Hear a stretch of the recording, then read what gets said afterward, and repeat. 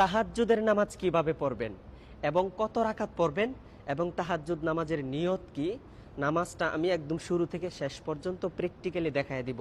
ভিডিওটি কেউ টান দিবেন না, মনোযোগ সহকারে শেষ পর্যন্ত ভিডিওটা দেখবেন।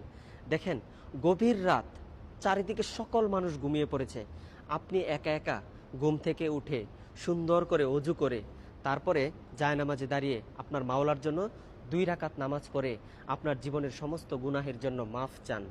আপনি জীবনে এমন বড় কোনো স্বপ্ন আছে যে স্বপ্নটা আপনি পূরণ করতে চান, আপনি আপনার মাওলার কাছে বলেন।